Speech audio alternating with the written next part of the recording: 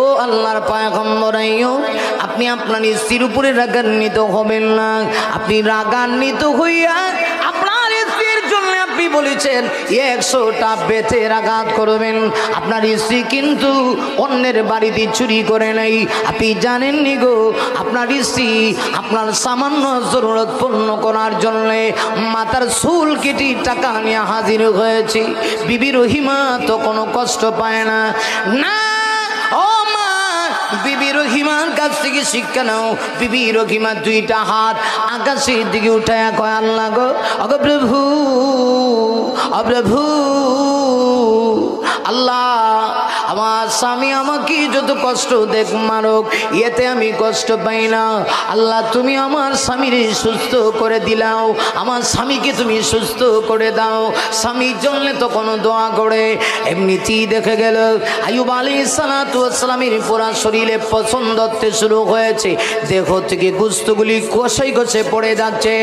সর্বশেষ তাফসীরে কিতাবের ভিতরে লিখি আইয়ুব নবীর জিহ্বার ভিতরে পুরা পোকামা করে সর্বশেষ আইয়ুব নবীর জিহ্বার ভিতরে আক্রান্ত করবে। আইয়ুব নবীর জিহ্বায় গিয়ে পোকা ধরে দিছে। যেমনে ধরেছে আইয়ুব নবী আকাশের দিকে তাকায় কয়, আল্লাহ গো, এতক্ষণ আমার কোনো অভিযোগ নেই, আমার দেহ খাত, আমার কোনো সমস্যা নেই।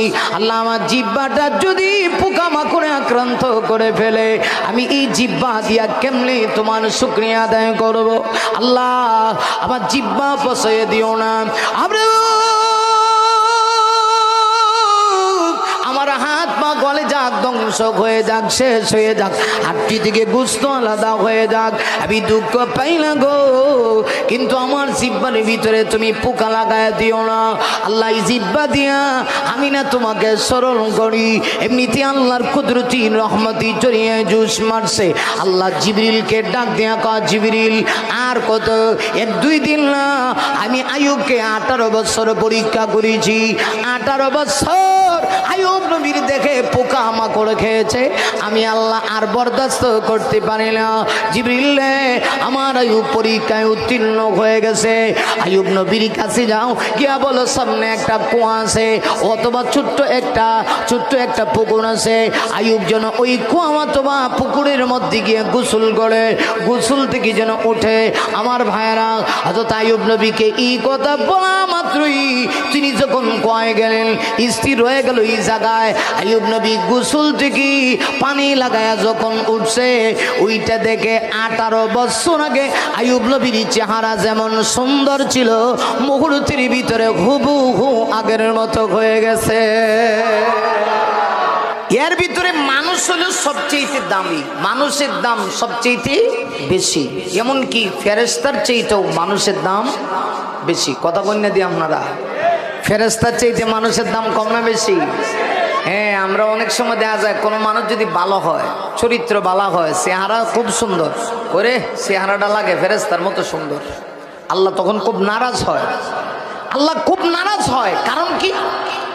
আল্লাহ কয় না, বান্দা তুই তোরে চিনছস না, আমি তোরে পৃথিবীর সবচেয়ে দামি করে আমি তোরে বানাইছি। সুবহানাল্লাহ জোরে কর। এটা মনে হয় আমি বানায় বানায় কইতাছি। আয়াত কি বলবো না অসুবিধা হইতেছে? আয়াত বলবো? লাকাদ খালাকানাল ইনসানা ফি আহসানি তাকবীর।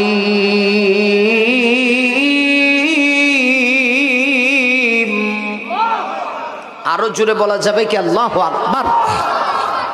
আল্লাহ কয় আমি মানুষরে সবচেয়ে বেশি সুন্দর করে, সুন্দর আকৃতি দিয়া, দামি করে আমি মানুষরে আমি আল্লাহ বানাইছি। সুবহানাল্লাহ। না, আসমান বানাইছি আল্লাহ, জমিন বানাইছি আল্লাহ। কোরআনের ভিতরে আল্লাহ বলেছেন, হুয়াল্লাযী খালাকাস সামাওয়াতি ওয়াল আরদা ফি সিত্তাতি আইয়াম। ওরে মুমিন, আল্লাহ বলেন আমি আসমান জমিন বানাইতে গিয়া আমি আল্লাহ 6 দিন সময় লাগাইছি। আল্লাহ চাইলে গোটা পৃথিবী যেমন সব কিছু আসমান জমিন বাদ দিয়া আল্লাহ কোন বলেছেন ফায়াকুন হয়ে গেছে, আল্লাহ চাইলে এটাও করতে পারতেন, কিন্তু না। আল্লাহ ডাক দেয়া কয়, মুমিন রে আসমান জমিন বানাইতে গিয়া আমি আল্লাহ 6টা দিন সময় লাগাইছি। ওরে মুমিন, আর পৃথিবীতে যা কিছু আছে আমি শুধু কোন বলেছি, সাথে সাথে হয়ে গেছে। কোন মানে হয়ে যাও, ফায়াকুন সাথে সাথে হয়ে গেছে। নারী মুমিন, তোকে তোমার জাদা আমি আল্লাহ দিয়েছি, তোকে বানাইতে গিয়া আমি আল্লাহ 10 মাস সময় লাগাইছি। মুমিনলে তোর কত দাম জানোসি? ফেরেশতা তোর সব কিছু তৈরি করেছে। মায়ের এক ফোঁটা না পাক পানি থেকে আমি আল্লাহ তোকে বানাইছি, কিন্তু ফেরেশতা তোর স্ট্রাকচার লৌহে মাহফুজের ভিতরে যখন তৈরি করেছে, ওরে মুমিন, ফেরেশতা তোর বডির সব কিছু লাগাইছে, কিন্তু আমি আল্লাহ তোর চেহারাটা আমার কুদরতি হাত দিয়া বানাইছি। কেন জানোসনি মুমিন? তুই আমার কুদরতি পায়ে সাজদা দিবি, আমার গোলামি করবি, তোর দাম সবচেয়ে বেশি, তোর মর্যাদা সবচেয়ে বেশি, ঠিক কিনা? তোর মর্যাদা সবচেয়ে বেশি, কিন্তু আমরা বুঝি না। অনেক সময় আমরা বলি যে এই লোকটা চেহারাটা ফেরেশতার মতো। আর ফেরেশতা কি বেলা? ফেরেশতার চাইতে আল্লাহ মানুষের দাম বেশি দিছে, মানুষের মর্যাদা আল্লাহ বেশি দিছে। তাহলে পৃথিবীতে অনেক মানুষ, আল্লাহ বলেন সব মানুষ যে জ্ঞানী এটা বলা যায় না। জ্ঞানী কারা? বুদ্ধিমান কারা? বুদ্ধিজীবী কারা? আল্লাহ পাক আমার তেলাওয়াতকৃত আয়াতে পরিচয় দিয়েছেন। আল্লাহ পাক বলেন, আল্লাযীনা ইয়াযকুরুনাল্লাহা কিয়ামান ওয়া কুউদা ওয়া আলা জুনুবিহিম ওয়া ইয়াতাফাক্কারুনা ফী খালকিস সামাওয়াতি ওয়াল আরদ রব্বানা মা খালাকতা হাযা বাতিলা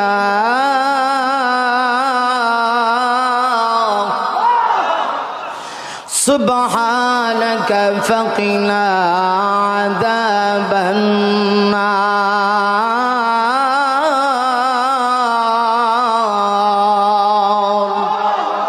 আল্লাহ পাক পরিচয় দিয়েছেন জ্ঞানী কারা। আল্লাহ বলেন আল্লাযীনা ইয়াযকুরুনাল্লাহ। আগে কথা বুঝেন, মানুষের 3টা অবস্থা।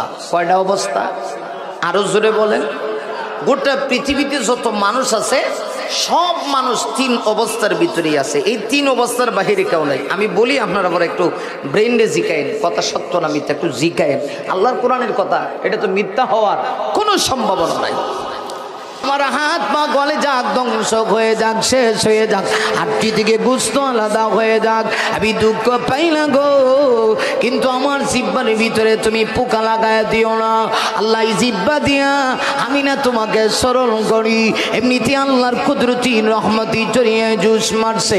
আল্লাহ জিবরিলকে ডাক দেয়া কা, জিবরিল আর কত 1-2 দিন না, আমি আইয়ুবকে 18 বছর পরীক্ষা করেছি। 18 বছর আইয়ুব নবীর দেখে পোকা মাকড় খেয়েছে, আমি আল্লাহ আর বরদাস্ত করতে পারি না। জিবরিল আমার আইয়ুব পরীক্ষায় উত্তীর্ণ হয়ে গেছে। আইয়ুব নবীর কাছে যাও, গিয়া বলো সামনে একটা কুয়া আছে অথবা ছোট্ট একটা পুকুর আছে। আইয়ুব যেন ওই কুয়া অথবা পুকুরের মধ্যে গিয়ে গোসল করে, গোসল থেকে যেন উঠে। আমার ভাইয়েরা, হযরত আইয়ুব নবীকে এই কথা বলা মাত্রই তিনি যখন কুয়ায় গেলেন, স্থির হয়ে গেল এই জায়গায়। আইয়ুব নবী গোসল থেকে পানি লাগায়া যখন উঠছে, ওইটা দেখে 18 বছর আগে আইয়ুব নবীর চেহারা যেমন সুন্দর ছিল, মুহূর্তের ভিতরে হুবহু আগের মতো হয়ে গেছে। এর ভিতরে মানুষ হলো সবচেয়ে দামি, মানুষের দাম সবচেয়ে বেশি। এমনকি ফেরেশতার চাইতেও মানুষের দাম বেশি। কথা বললে দিয়ে আপনারা